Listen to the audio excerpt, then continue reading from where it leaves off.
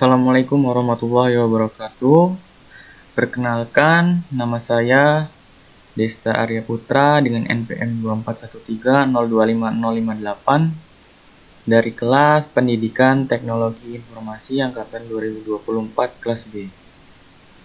Nah, kali ini saya akan menjelaskan salah satu materi tentang matriks transformasi yang ditugaskan di mata kuliah Grafika Komputer yang diampu oleh Bapak dosen Febi Eka Febriansyah MT, Bapak Wartarius Eskom MTI, dan Pak Putut Ajinalendro SPD MPD.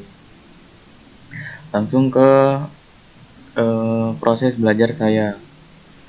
Yang pertama yaitu pengertian transformasi. Apa sih itu transformasi?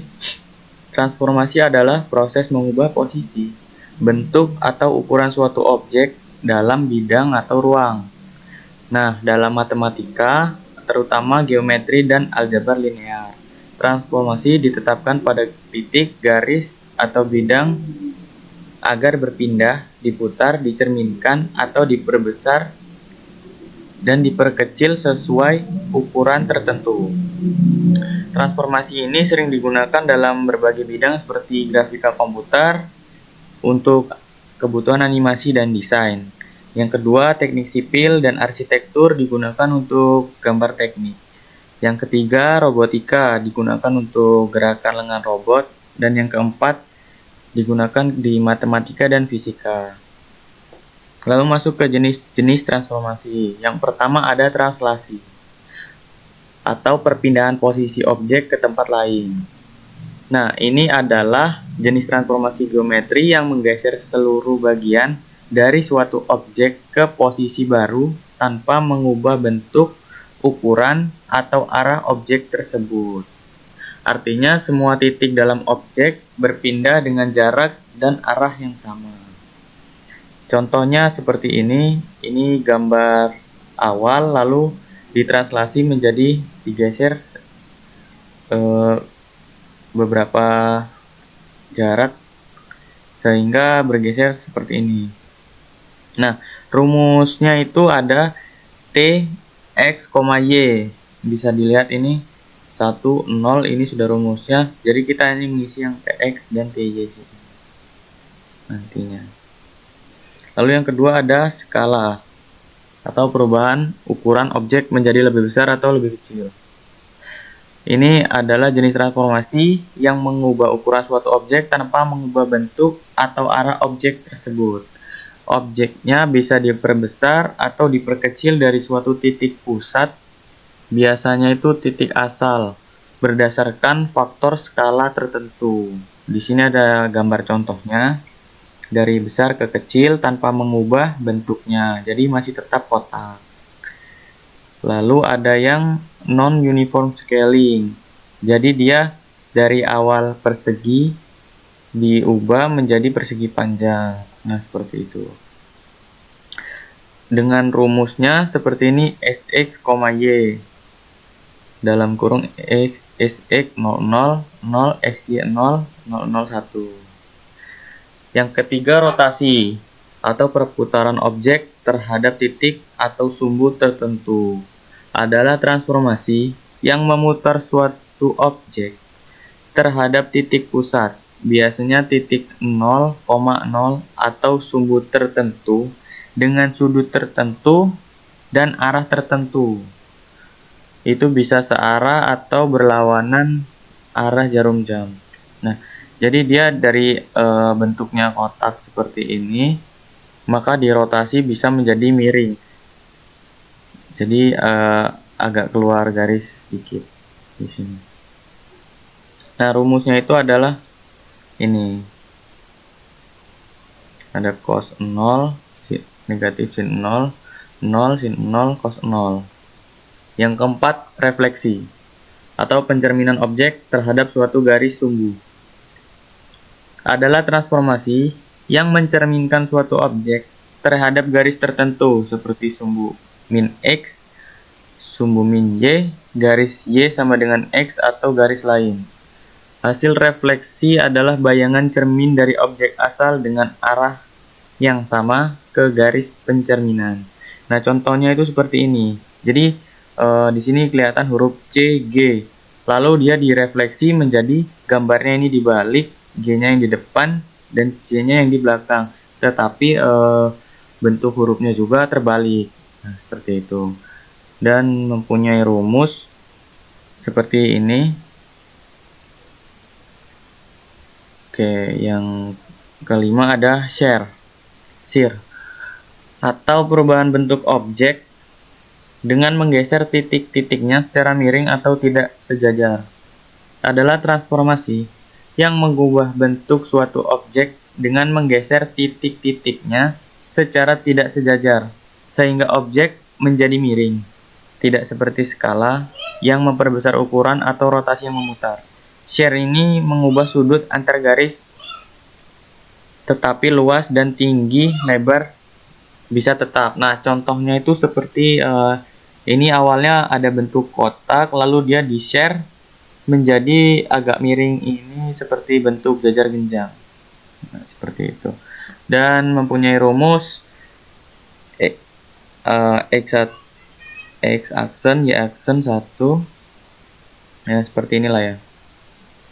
Lalu masuk ke algoritma penyelesaiannya yang di soal kemarin. Di sini saya mempunyai titik awal atau X0 dan Y0 itu X0-nya 3 dan Y0-nya 5. Dan W dengan H ini sudah ditentukan dari sananya. Ada 4 dan 6. Nah, untuk mencari titik A itu kita mempunyai rumus X0, Y0 yang dimana X0-nya 3 dan Y0-nya itu 5. Jadi X0, Y0 X03 di koma Y05 jadi 3,5. Untuk mencari titik B kita mempunyai rumus X0 ditambah W, Y0. X0-nya 3 ditambah W. 3 tambah 4 sama dengan 7, Y0-nya 5. Jadi 7,5 hasilnya. Untuk mencari titik C, kita mempunyai rumus X0 ditambah W, Y0 ditambah H. Yang dimana X0-nya 3 ditambah W 4. 3 tambah 4 sama dengan 7. Lalu Y0-nya itu 5 ditambah H. 6 tambah 5 sama dengan 11. Jadi titiknya itu 7,11. Untuk mencari titik D kita mempunyai rumus X, Y0 plus H. X0-nya 3, Y0-nya 5 ditambah 6. 5 ditambah 6, 11. Jadi kita mempunyai titik 3,11. Lalu tinggal kita masukkan ke dalam titik koordinatnya ke dalam sini. Tadi 3,5 jadi 3,5 di sini. Titik B itu 7,5. 7,5. Nah, betul. Titik C 7,11. Aduh, ini kebalik. Ini kebalik, harusnya C ini. C. Ini harusnya titik C, yang ini harusnya titik D. Ini kebalik saya, teman-teman. Oke, jadi seperti itu cara menentukannya. Kita lihat kita menggunakan GeoGebra juga. Kita bisa buka di sini.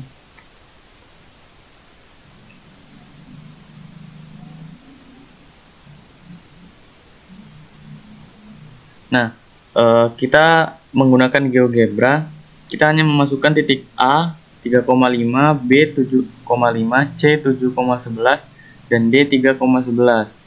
Kita bisa pencet di sini, langsung mengarah ke titik A. Nah, langsung kita gabungkan garis A, B, C, D. Kurang lebih seperti ini hasilnya. Oke. langsung ke matriksnya. Nah, kita sudah menentukan ya.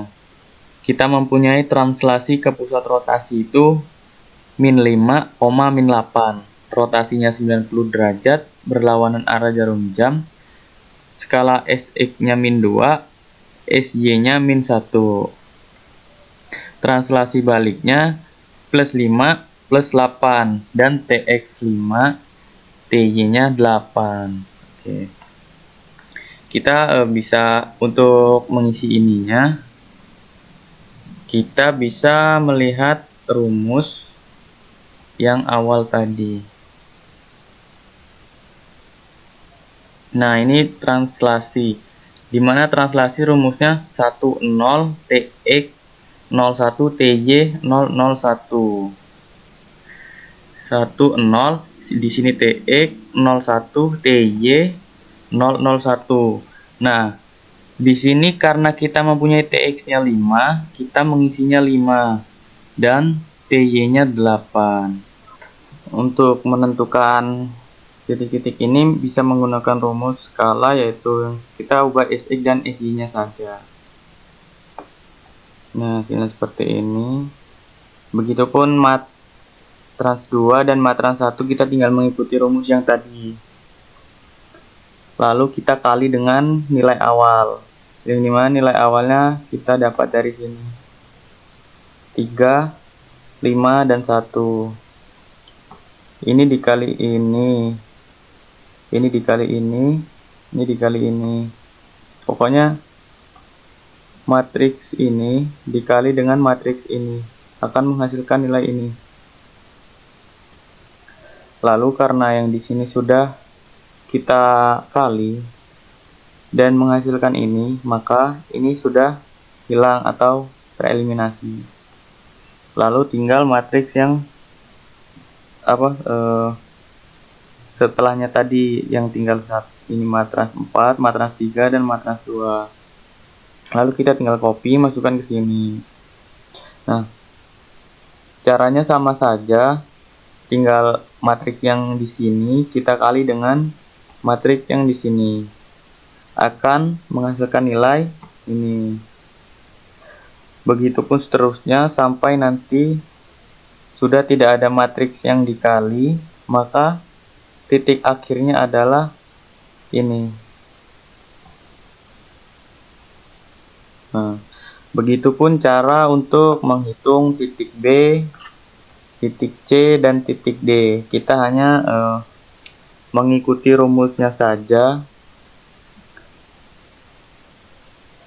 Lalu kita akan melihat hasilnya di GeoGebra juga. Oke, tunggu sebentar. Nah, ini adalah hasilnya, yang dimana kita mempunyai titik akhirnya tadi 31,0, titik B nya 31,4, titik C nya negatif 43,4, titik D nya 43,0. Coba kita lihat 31,0, 31,4, 43,4, 43,0. Oke, benar. Lalu kita tinggal gabungkan saja titik A, B, C, D. Nah, maka garis yang berpotongan sepertinya ini dan ini. Ya, sepertinya penjelasan dari saya cukup sekian. Jika ada kurang dan lebihnya, saya mohon maaf. Saya akhiri. Assalamualaikum warahmatullahi wabarakatuh.